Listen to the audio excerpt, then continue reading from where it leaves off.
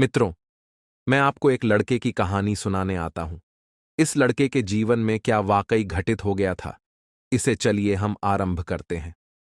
अंधेरे किताब गृह में एक निराश युवक सबलीकरण कर बैठा है। खिड़की से समाचार को प्राप्त करने के लिए सूरज की किरण उसके जीवन में आ रही है। क्यों मैं बार बार असफल हो रहा हूं? क्या मेरी मेहनत व्यर्थ है? शायद मेरे द्वारा हार मानने की जरूरत है।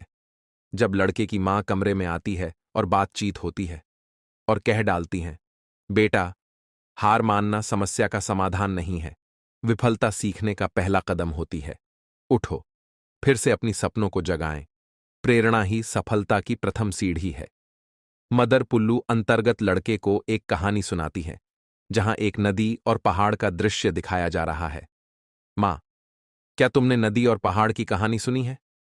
नदी निरंतर प्रवाहित रहती है, चाहे कितनी ही भी इसके रास्ते में आ जाएं। क्रमशः यह अपेक्षा का प्रेरणा और संतुलन माना जाता है। तुम्हारा स्पर्श धीरे धीरे वर्षा में परिवर्तित हो जाता है। इसलिए प्रेरणा ही हमें अंदरूनी मजबूती प्रदान करती है और हमें अपना लक्ष्य प्राप्त कराने के लिए प्रेरित करती है। किसी भी विभाजित कर का उल्लेख किए बिना हर कार्य के लिए प्रेरणा महत्वपूर्ण होती है। सफलता के लिए प्रेरणा सबसे महत्वपूर्ण होती है। जब आपके पास एक स्पष्ट लक्ष्य होता है और आपको उस लक्ष्य तक पहुंचने के लिए प्रेरित करता है, तो कोई भी ताकत आपको नहीं रोक सकती। लेकिन सर, प्रेरणा कहां से आती है? यह आपके अंदर से आती है।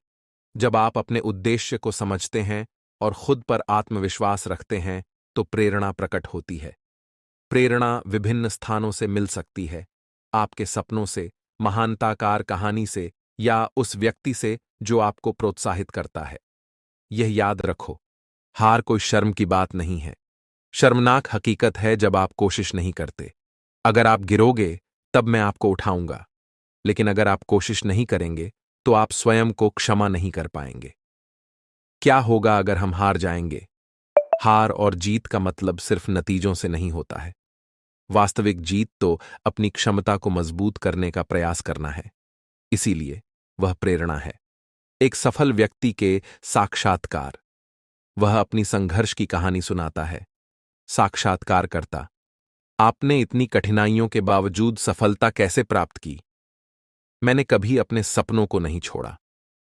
हर असफलता से मैंने सीखा और आगे बढ़ा। मेरी प्रेरणा मेरा परिवार और मेरा सपना था। प्रेरणा कठिन समय में आपको आगे बढ़ने की ताकत देती है। यह ऐसी गैर दिखी शक्ति है जो अपनी ऊर्जा में एकाग्रता उत्पन्न करती है। तो दोस्तों, यहीं तक थी कहानी। आपको कैसी लगी? मुझे कमेंट बॉक्स में टाइप कर देना। अगर आपको नेक्स्ट पार्ट चाहिए तो सब्सक्राइब कर देना। धन्यवाद।